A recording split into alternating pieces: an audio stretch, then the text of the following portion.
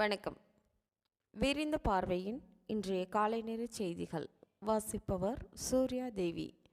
அமைச்சர் பொன்முடிக்கு எதிரான சொத்து குவிப்பு வழக்கில் தனக்கு எதிராக தனி நீதிபதி ஆனந்த் வெங்கடேஷ் தெரிவித்த தேவையற்ற கருத்துக்களை நீக்க கோரி ஓய்வு பெற்ற நீதிபதி வசந்த லீலா உயர் நீதிமன்ற தலைமை பதிவாளருக்கு மனு அனுப்பியுள்ளார். அரசியல் சாசனப்படி மசோதாக்களுக்கும் அரசின் கோப்புகளுக்கும் ஒப்புதல் அளிக்காமல் தாமதம் செய்தும் புறக்கணித்தும் நடவடிக்கை எடுக்காமலும் ஆளுநர் செயல்பட்டு வருகிறார் என குறிப்பிடப்பட்டுள்ளது.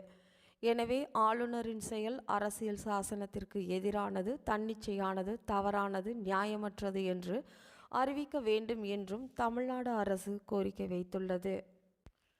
காங்கிரஸ் கட்சி இருக்கும் பொழுது இந்தியாவில் பணம் கொள்ளை பற்றிய கதைகள் யாருக்கு வேண்டும் என எக்ஸ் தளத்தில் பிரதமர் மோடி மதுரை மாநகரில் தொடர்ந்து பைக்குகளில் ரேஸ் மற்றும் வீலிங் சாகசங்கள் செய்யும் வாகன ஓட்டிகளின் மீது வாகனங்களை பறிமுதல் செய்தல், ஓட்டுநர் உரிமத்தை ரத்து செய்தல் மற்றும் சிறை தண்டனை போன்ற கடுமையான நடவடிக்கைகள் எடுக்கப்படும் என மாநகர காவல்துறை ஆணையர் சார்பில் எச்சரிக்கை விடுக்கப்பட்டுள்ளது.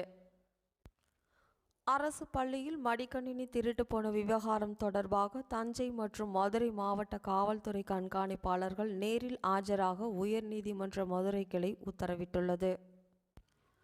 வருகின்ற 2026 வருடம் அக்டோபர் மாதத்தில் மதுரை எய்ம்ஸ் கட்டுமான பணிகள் நிறைவு பெறும் என மத்திய அரசு அறிவித்துள்ளது. திண்டுக்கல் மாவட்டம் கள்ளிமந்தயம் ஊராட்சியில் புதிதாக அமைக்கப்பட்ட குடிநீர் சுத்திகரிப்பு மையத்தை பொதுமக்கள் பயன்பாட்டிற்காக தமிழக உணவுத்துறை அமைச்சர் ஆர் சக்கரபாணி திறந்து வைத்துள்ளார். நரிக்குடி பகுதிகளில் நரிக்குடி, மறையூர், டி. வேலங்குடி ஊராட்சி துவக்க பள்ளிகளில் முதல்வரின் காலை உணவு திட்டத்தின் கீழ் மாணவர்களுக்கு வழங்கப்பட்டு வரும் காலை உணவை கலெக்டரின் சத்துணவு நேர்முக உதவியாளர் முருகன், உதவி கணக்கு அலுவலர் வில்சன் ஆய்வு செய்துள்ளனர். இத்துடன் செய்திகள்